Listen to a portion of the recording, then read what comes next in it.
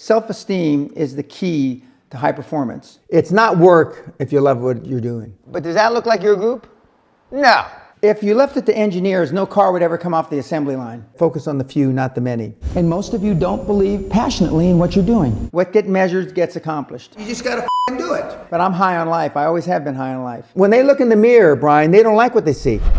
He's a Hispanic-American businessman, entrepreneur, mentor, and business coach. He's the author of the popular book, Your First 100 Million. He's known for his 7-day Castle seminar on Quantum Leap Advantage. He's Dan Peña, and here are his top 10 rules for success. And to practice success before you're successful. One of the stories, and I know Peter remembers it, before I had any money, I used to go to the Rolls-Royce dealers and sit in the cars and smell the leather, touch the leather, okay? And these days, this is 40 years ago, I went to million-dollar houses, and my wife and I would walk through the house, and they'd say, when are your parents getting here, kids? No, we are the buyers, okay? And to get used to it, and that's the reason the Castle is so effective.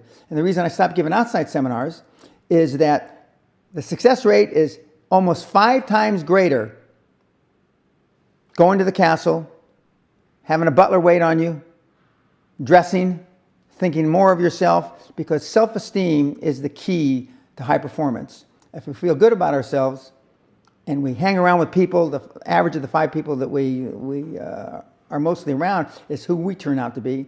Follow what you're passionate about, what you love. It's not work if you love what you're doing.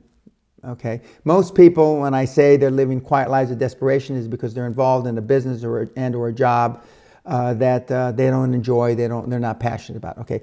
So if you found something that you're passionate about, then it doesn't matter if you work 3 hours a day or 13 hours a day. That's where you start. And most people aren't there. Most people have to find that. But does that look like your group? No, it doesn't look like your group. I mean, in no way, shape, manner, or form. You know, maybe if we had a bunch of bunny rabbits running there, it's unbelievable. But again, you are who you hang around with, you know. And as Oprah Winfrey says, and which I talk about a lot, is that you want people with a like mind and that are better than you, smarter than you, more intelligent than you to get on your bus. And don't be so concerned about what you're going to do with those people, but you want to, you know, the joint brain is, you know, there's nothing the joint brain, collective brain, or brains can't overcome. And I give the example of the atomic bomb, the Manhattan Project, and they were put together and they were told, we need to develop a weapon of mass destruction, which they didn't call it that back in those days, in the middle 40s, to end the war in the Pacific. And they did. They didn't know if it was implode or explode, but they did. But if your team doesn't look like that, then you should, I won't say you should give serious thought, you should just change. Perfection equals paralysis. Okay, so you can never make a perfect decision. No, no. If you left it to engineers, no car would ever come off the assembly line. No car would ever come off the assembly line. And I've been in business with enough engineers, I can attest to that with my hand on my heart. They'd still be trying to make it better. And the internet business is very much the same. The internet kids want to test and test and test, and they want the landing page to be this, and roll it out. The great thing about the internet is your results are instantaneous.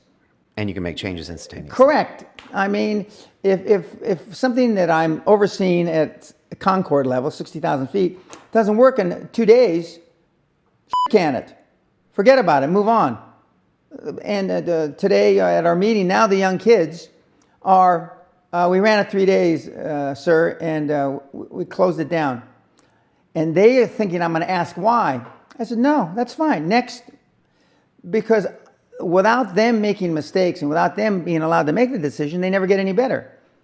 And 95% of the time, I know probably better than they do, but we're never going, you know, we're never going to be able to know everything or have them know everything unless, and they will never know everything, but unless they make some mistakes and get comfortable with making mistakes. Clausewitz, the famous Prussian general, said, focus on the few, not the many. And the most common error that I see in reasonably successful businessmen and women are that they try to do too many things. And focus on the few, not the many.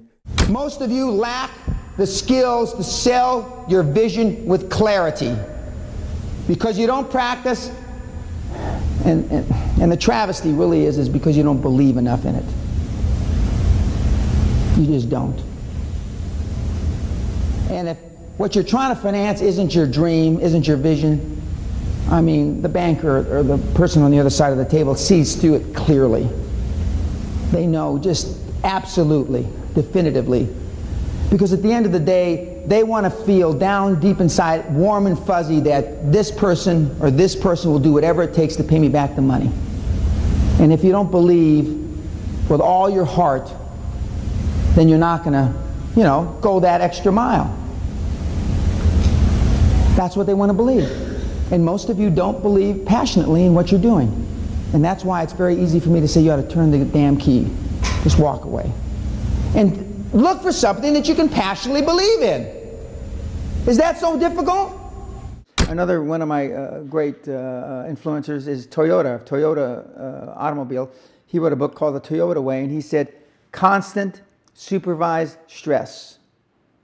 Constant supervised, actually I think he used the word organized stress. What does that mean? It means keep people accountable, just like Peter Sage says. Right. Keep people, what gets measured gets accomplished. And I have signs on most of the business I'm involved in. When you walk in the door, there's a big thing about as big as that painting there. What gets measured gets accomplished. Right. Without measurement, you're just fooling yourself. Okay, the question is, do you, the person asking the question, have what it takes to do what Dan did? You never know. But no one does know initially, up front. You have to try. You have to swing at the plate. You have to, take risk. You have to be willing to sacrifice. You have to be willing to make commitment. And just do it. I keep saying that. I mean, it's simplistic. It sounds like I'm, I haven't thought the question to it, but that's not the point at all. The point is, after 21 years of coaching and after almost 45 years of doing this myself and being a high-performance person in 6 decades, I realized you just got to do it. But I'm high on life. Okay. Okay, and that became popular in the 60s when everybody was doing LSD. Right. Okay, but I'm high on life. I always have been high on life. I've got a lot of energy. I have the same energy I have today as I did 30 years ago. So you're naturally a positive person. I'm 100% positive. Okay. The most contagious thing in the world isn't a positive action, it's a negative thought. A negative thought. And because that can grow geometrically and kill deals, kill even companies for that matter. And so, but I'm extremely positive. And I tell people, one of the things that you need to do, and I'm stealing my thunder, is you need to be more selfish. Me? You, as an individual. Jesus, all right.